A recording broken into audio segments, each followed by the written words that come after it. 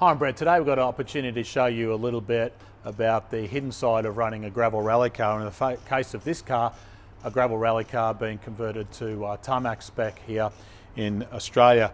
And what you're looking at is a Spec C Subaru WRX STI, which is a limited edition model made in Japan. It's not a normal production car sold in Australia. And in fact, it's got a 2-litre engine with a twin scroll turbo and a whole heap of other goodies that are really mainly aimed at motorsport. And what we're going to do in the next 5 minutes is just talk about some of the details of what makes this car a little bit different in the engine bay. And we'll do another couple of videos later on about the interior and what the car looks like from underneath. Make sure you stay tuned to the end of this video for some other valuable info as well.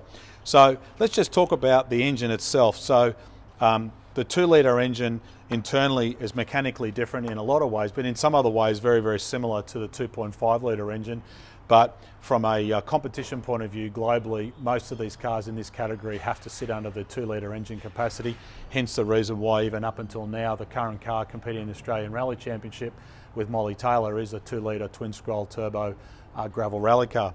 So let's just talk about some of the parts that you may be wondering what they are. And the first thing we can talk about here is the turbo restrictor. So what I've got here is the inlet pipe. This part here connects to the airbox and goes underneath the inlet manifold and into the twin scroll turbo. Now there's a couple of different types of twin scroll turbos, but we won't go into detail of that. One's a bush bearing, one's a roller bearing design. But what happens is this restrictor sits in the intake to the turbo compressor housing. And if you look inside there, it's a fairly accurately machined internal diameter, which is designed to restrict the amount of air that can be passed into the engine, which effectively limits the performance and the power of the cars to meet current rally regulations. And what you can see is got a nice little O-ring that fits into the nose of the turbo housing, and that goes into the turbo, and then over the top is the pipe that's under the inlet manifold, and then there's a hose clamp over the top of that. And that dimension in there has to meet a very, very tight requirement from a dimensional scrutineering point of view to meet the requirements. And depending on whether you're running pump fuel or modified fuel, the typical size of different restrictors, 34, 32, 34 and 36. The old Group N cars were down as low as 32, depending on these days and the category you compete in. Some of them are as up as high as 36. So what happens is that you end up tuning a car for massive bottom end torque, but not high end power because they just can't flow the air. So of course that all passes into the engine, and you may be then wondering, well, what is this unusual part here?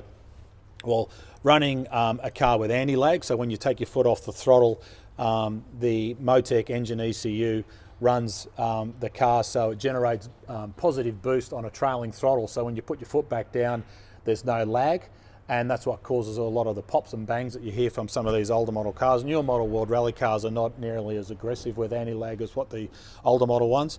But the downside of anti-lag when you're running a car like this with a vacuum operated power assistance and the booster on the firewall, and if you're a bit of a lazy driver like me with my car and you still want to have the nice power assistance without a rock hard pedal or a pedal box, you need a vacuum to make that brake booster work. Now the trouble is when you take your foot off an accelerator in a normal road car, you get vacuum, which then creates a vacuum in the booster, and that's what gives you power assistance. But on a rally car, when you take your foot off the accelerator, there is a very short period of time where there is vacuum, but then what happens is the anti-lag kicks in and you have no vacuum at all. So what the owner of this car has done is put an aftermarket vacuum pump connected, and you see this hose here goes around to the brake booster, triggered by a vacuum sensor on the intake.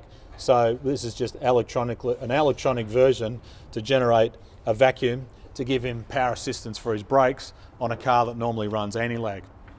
On the fuel side, this is a new requirement for tarmac rally cars. They have to have a fuel sampling device to allow the scrutineers to come up at any time and plug in a coupling and take a sample of the fuel, because this is under pressure from the fuel pump going into the fuel injection system, and that allows to take a sample to make sure the fuel is in the requirements for the event that they compete in.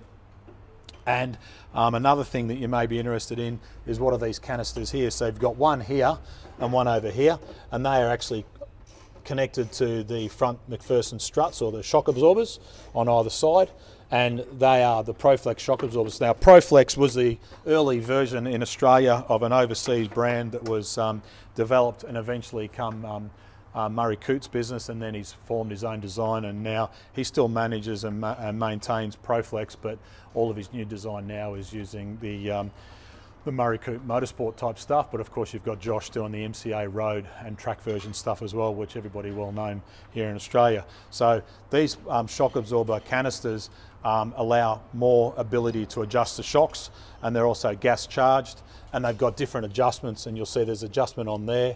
And there's another adjustment on the shock absorber as well for bump and rebound control, which allows you to adjust the shock absorber itself separate to the ride height or the spring rate.